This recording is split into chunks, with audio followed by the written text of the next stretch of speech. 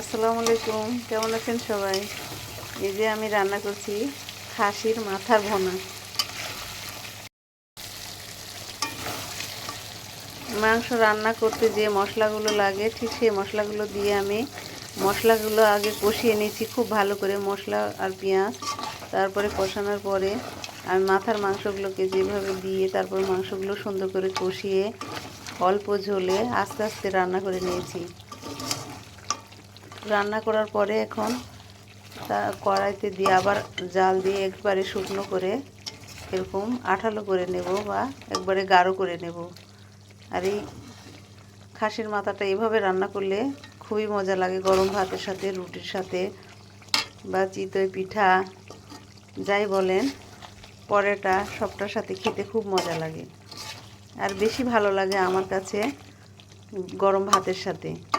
আমার খুব পছন্দ, আমার ছেলে মেয়েরও খুবই পছন্দ এইভাবে খাসির মাথা রান্না করে দিলে তারা খুব মজা করে খায়। তো রান্নার পুরো রেসিপির ভিডিওটা আমি দিতে পারিনি, কারণ আমার বাড়িতে অনেক মেহমান ছিল, সেই কারণে অনেক তাড়াহুড়োর মধ্যে রান্না করেছি। এই জন্য আমি রেসিপিটা পুরো দিতে পারলাম না। আমি কী মশলা দিয়ে রান্না করেছি, মাংস আমি যে মশলাগুলো দিয়ে রান্না করি বিশেষ করে সেই মশলাগুলো দিয়েই রান্না করেছি। এই খাসির মাথাটা যদি এইভাবে রান্না করা যায় তো খুবই ভালো লাগে। এটাকে আর একটু ভাজতে হবে, ভাজা ভাজা করলে খুবই মজা লাগে খেতে।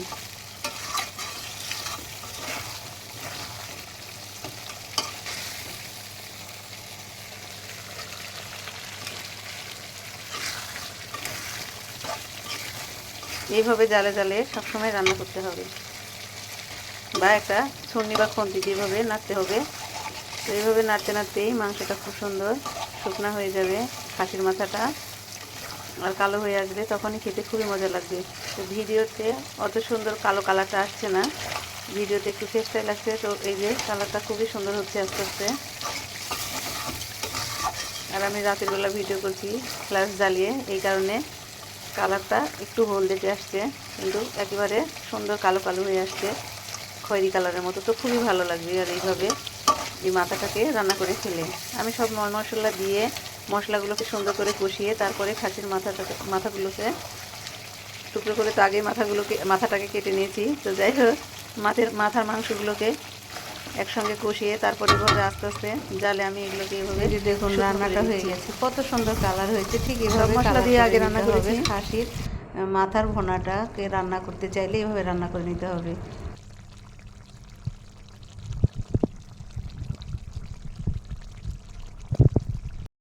আল্লাহ হাফেজ। আমার রান্নাটা কেমন হয়েছে কমেন্টে জানাবেন।